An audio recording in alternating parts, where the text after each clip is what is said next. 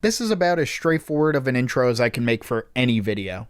Recently, I've been sent down a rabbit hole of reading about all kinds of references throughout the Kirby series, and today I want to share some of my favorites. I'm only going to talk about references that I can confidently claim are intentional.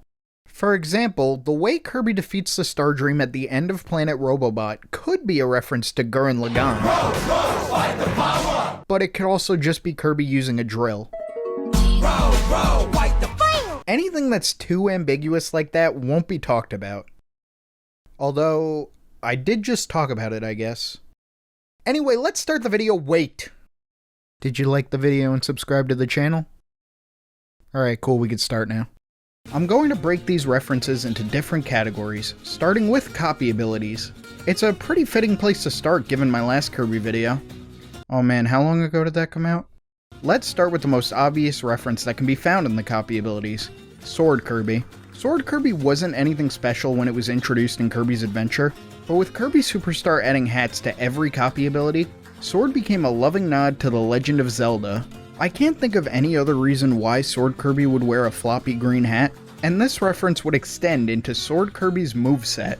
In Superstar, Sword Kirby fires sword beams when at full health, just like Link in the first Legend of Zelda, and later games would add other iconic attacks to Sword Kirby's arsenal, like the Spin Attack and Skyward Strike. Another reference that a lot of people know about is ESP Kirby, which is a very clear homage to Ness from Earthbound. Kirby wears the same sideways baseball cap, just with the colors inverted, and all of ESP Kirby's attacks have the same PK prefix in their names.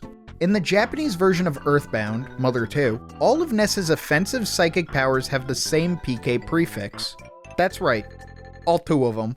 And capping off a trio of abilities being references to other series, Smash Bros. Kirby. Take a wild guess what this one references. I like Smash Bros. Kirby a lot.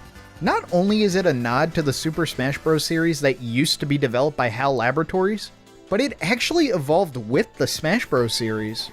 In Kirby and the Amazing Mirror, Kirby's hammer attack was just a simple swing like how it functions in Melee, but Planet Robobot changed it to the chargeable hammer flip from Super Smash Bros. For 3DS and Wii U. And the reference doesn't stop at the attacks, because when Smash Bros. Kirby guards, he puts up the shield from the Smash Bros. Series, which is something I didn't even know before I started researching for this video. That's it for the abilities that fully reference other games, but there's still more to talk about regarding abilities. Staff Kirby isn't inherently an homage to Journey to the West with its moveset. However, the gold band that appears around Staff Kirby's hat is definitely a reference to Sun Wukong's iconic gold headband. Similarly, Fighter Kirby might seem like a reference to Ryu from Street Fighter, given his headband and similar moves, but in actuality, Kirby's just using generic fighting game moves that aren't specifically tied to anything. Well, except for one. As of Kirby's Return to Dreamland, Fighter Kirby gained the chargeable Force Blast, but by pressing down and then forward before attacking, Kirby will fire a stronger version of the attack without having to charge it at all. While not a specific reference, this action makes a nod to the quarter circle command input that appears in a ton of fighting games, most well known as Ryu's Hadouken input in Street Fighter. If you know Sakurai's history with fighting games, this is the kind of gameplay nod that's right up his alley. But interestingly, the Force Blast wasn't added until long after Sakurai stopped working at HAL. It's just really cool to see that this appreciation for the fighting game genre extends to the entire Kirby team. Ninja Kirby has another neat reference in one of its attacks. The airdrop has become a fairly iconic move in the Kirby series, as both a staple in Ninja Kirby's moveset and as a throw in each of Kirby's Smash Bros. Appearances. The move itself, however, isn't a Kirby original. It's based on the Azuna drop, which is a signature move of the Ninja Kamui from the manga Kamui Gaiden, and it would become a move synonymous with a lot of ninjas in pop culture. Hey guys, Editing Silvery here. Are you enjoying the video? Me too. Just dropped in to say that I recorded the rest of this video with a different mic, so the quality's a little different. Sorry. Please subscribe. Kirby 64 introduced power combos, and one of the most remembered is Spark plus Cutter, giving Kirby a double-bladed laser sword. This is such an obvious reference. Let's play a little game. I'm gonna count down, and we're going to say what series this ability is based on together. Ready? 3, 2, 1. Mobile Suit Gundam. Did you say Star Wars? Leave a comment if you said Star Wars. It might also be inspired by Star Wars, but the design and color match the MS-14S sword way closer.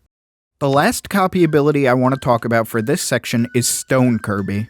When Stone Kirby transforms into his stone form, he can take the shape of several different statues, from standard rocks and statues to references to other Kirby characters, to deep-cut Kirby references like, holy moly, that's my man Brobo.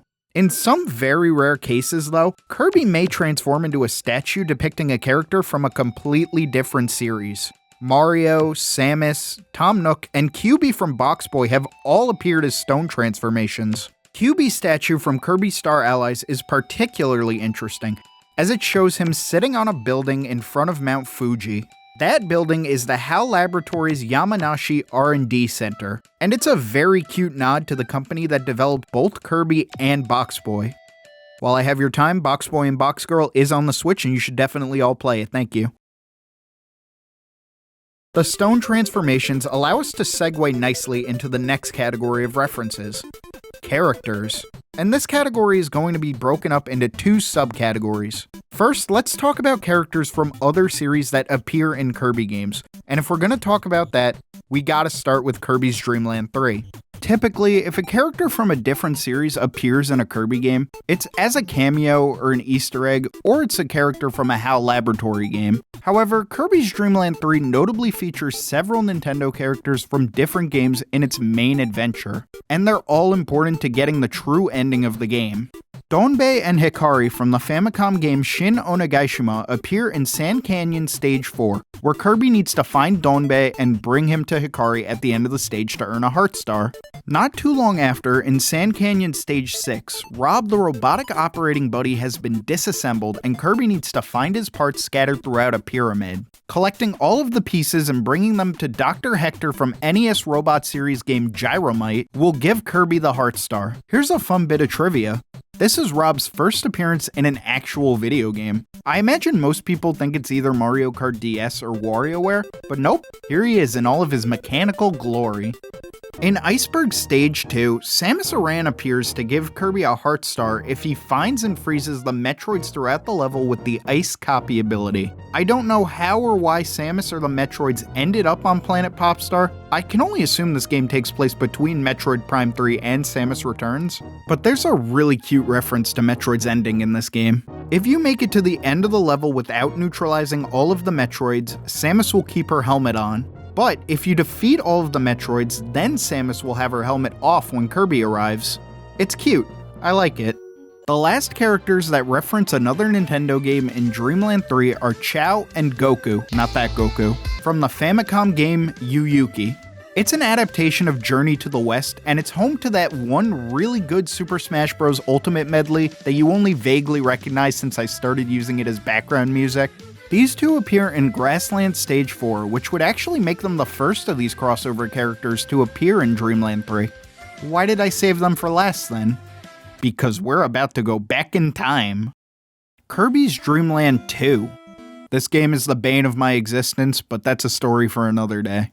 Throughout several points in the game, Kirby will come across a mini-boss that, upon defeat, grants Kirby an animal friend. If Kirby defeats the mini-boss and he already has the captured animal friend in tow, then Gooey will appear instead to give Kirby some health. Very rarely, a female blob will appear instead, filling the exact same role as Gooey but for some reason adding an extra point towards 100% completion. In the Japanese version of Kirby's Dream Land 2, this female blob doesn't appear, and instead Chao from Yu Yuki fills that role. How does she keep ending up here? Another cute nod to Yu Yuki, at least I think it is, Kirby's Dream Land 2's sound test references an identical scene from Yu Yuki. At least that's what the Kirby wikis say. I couldn't find any footage of this scene and there's only one Yu Yuki playthrough on YouTube, so Nintendo fans, get on it. In Kirby Superstar, Mario, Luigi, Toad, and Birdo appear in the crowd of both King Dedede's boss fight and Megaton Punch. And looking at the full sprite shows that Peach and Bowser also have sprites, but they got cut off in the actual game. At least they got the important Mario characters like Birdo in there, thank goodness. In Kirby Superstar Ultra, Mario, Luigi, Peach, Wario, and a bunch of Toads now make cameos on Mount Dedede's arena. There's nothing to this reference, it's just a cute Easter egg. HAL Laboratory has made a lot of games, and sometimes characters from those games end up making their way into the Kirby series. I'm still waiting for the day we see Jobski or any of the Ghostbusters in a Kirby game, but at least Lololo and La have become series mainstays. Yeah, these two don't originate from the Kirby series. They're from the Eggerland series, which already had 6 games in its series, 3 of which were localized for North America as Adventures of Lolo before Kirby's Dream Land even came out. It's a puzzle game that involves pushing boxes through labyrinths, and what do you know? That's exactly what Lololo and La do in their boss fights. I don't know why they're against Kirby. They look pretty friendly, and they are recurring and helpful characters in the anime, but hey, it's really cool to see one of HAL's earlier outings referenced throughout the Kirby series to the point that it's become part of the Kirby series. Speaking of HAL Laboratory characters making their way into Kirby games, I mentioned Smash Bros. Kirby already, but how do you get Smash Bros. Kirby in Amazing Mirror? You beat Master Hand, who appears as a mini-boss. Yeah, Master Hand's in this game. No real explanation or anything, it's just the most obvious vessel to grant Kirby the Smash Bros. Ability, which is cool. Master Hand also appears as the boss of Candy Constellation, the last numerical world in the game, alongside his right-hand man, his left-hand man, Crazy Hand. It's admittedly kinda weird to see a mini-boss take the role as a regular boss within the same game, but hey, I loved Super Smash Bros. Melee when I first played Amazing Mirror, so this has always been really cool to me. One last HAL crossover before we move on to the next, thankfully smaller category. The enemy Moto Shatso appears in Kirby Superstar, and it's modeled 1-to-1 off of the mobile tank Trax from the HAL Laboratory game, Trax. This is referenced even further in Kirby Mass Attack's Kirby Quest subgame, where one of Kirby's attacks involves him riding a Moto Shatso away from a boss from Trax. That's it for the full crossover character references I wanted to talk about. But in addition to full crossover characters, there are a bunch of other characters that are based on other series, either in design, name, or both. Let's keep rolling with the HAL Lab motif and talk about this little dude, Gator. Revenge of the Gator was another early HAL Laboratory game that was an alligator-themed pinball game. At first, this might seem too vague to count as a reference, but going back to the Kirby Quest subgame from Mass Attack, Kirby has an attack where he summons 66 gators to attack the enemy, which references the Japanese title of Revenge of the Gator. There are a bunch of enemies throughout the Kirby series that are named either after different works of fiction or real-world places and phenomena. Halley's name comes from Halley's Comet, Zeus comes from the Greek god of lightning Zeus, Pompeii comes from the old Roman town of Pompeii. That one's kind of a dark reference if you know your history. Efreti's name is based on the Islamic mythological demon Ifrit, and Keke's name comes from the titular character of Kiki's delivery service. 2 enemies from Dreamland 3 that make a more direct reference to their source material are Apollo and Wappa. Apollo is based on the Japanese chocolate confection Aporo. This is referenced further in-game because eating Apollo heals Kirby. Wappa, on the other hand, is a pretty clear reference to the Yeti-like Wampas in Star Wars, both in design and name. In fact, in the Japanese version of the game, this enemy is called Wampa. Can't imagine why they needed to change that for the international release. The last character reference I want to talk about is one of my favorite bosses in the series. Computer Virus isn't a direct reference to anything, but it is very much inspired by old-school turn-based JRPGs, specifically Dragon Quest. The enemies are the kind of generic enemies you would find in an old Dragon Quest or Final Fantasy game, ending with a climactic showdown with a dragon. It's great, and I love how the UI elements are based off the classic Mac OS. It's such a specific reference to such a specific era of gaming that I can't help but absolutely adore it. This next part will be my last category for the video, and honestly, it's not even a category. This is all the miscellaneous stuff I couldn't fit into other sections. Let's start with something I'm sure you all expected me to talk about in this video, the Great Cave Offensive. In this subgame, Kirby makes his way through an underground labyrinth, collecting treasures along the way. It's one of my favorite parts of any Kirby game, and one of my least favorite stages in any Smash Bros. Game. As you can guess, most of the treasures Kirby collects are references to other series. Am I crazy enough to list them all? Yeah.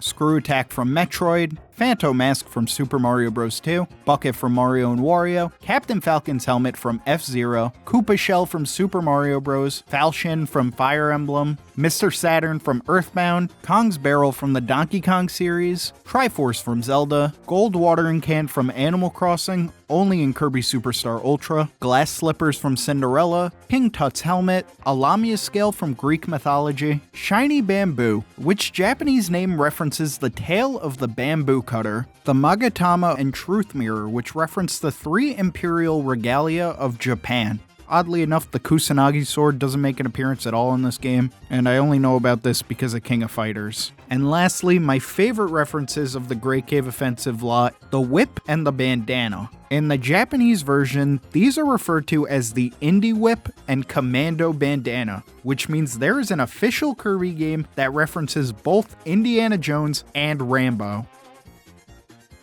Nice. That was a lot. But I know what you all want now. More references to obscure HAL Laboratory games. The Hyper Zone in Kirby's Dream Land 3 shares its name with Hyper Zone, which was a SNES title made by HAL. The title screen and game over screen of Kirby Quest from Mass Attack both reference the game Arcana. And here's a fun piece of trivia you might not know.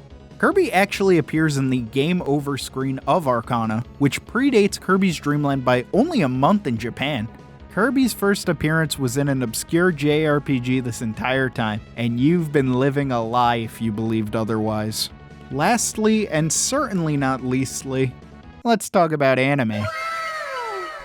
Kirby's Pinball Land is the second pinball game for the Game Boy designed by HAL Laboratory, and the default names on the scoreboard all reference Mecha from Mobile Suit Gundam. The iconic ending of Revenge of Meta Knight in Kirby Superstar is a very clear nod to the ending of Lupin III. And finally, I don't even know if this should count because it's a reference that doesn't actually appear in-game, but I want to talk about it anyway. Let's talk about Neon Genesis Evangelion. Oh, come on, I played the song for like 1 second. One of my favorite theories in the Kirby series is that the final boss of Kirby 64 is a reference to the end of Evangelion. Recently, I watched the entirety of Evangelion and the end of Evangelion, and my conclusion was that I needed a cold shower afterwards. In all seriousness, I did enjoy Evangelion, and I can totally see Zero 2 being a nod to this anime. But it doesn't directly reference anything from Evangelion. I'd more easily believe that Void Termina and Void were inspired by the series, but as it stands, there are no clear references to Evangelion within the Kirby series. Because they were cut. The needle plus needle combo allows Kirby to protrude 8 giant sharp objects around his body, including a corkscrew, syringe, cactus, fork, bee stinger, nail, compass, and pencil. However, in a beta screenshot for Kirby 64, there's no cactus. That is very clearly the Spear of Longinus, which is a weapon used in Neon Genesis Evangelion. It's understandable why it was cut, but it feels almost vindicating to see that at one point there actually was a nod to Evangelion in Kirby 64. Does this add to the validity that Zero 2 is a reference to the end of Evangelion? I don't know. I'm just a guy who talks about Kirby on the internet.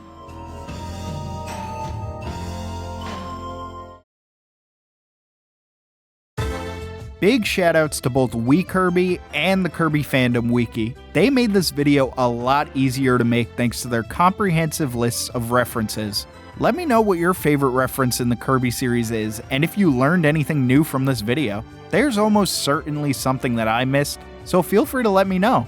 Be sure to like and subscribe if you haven't, and thanks for watching.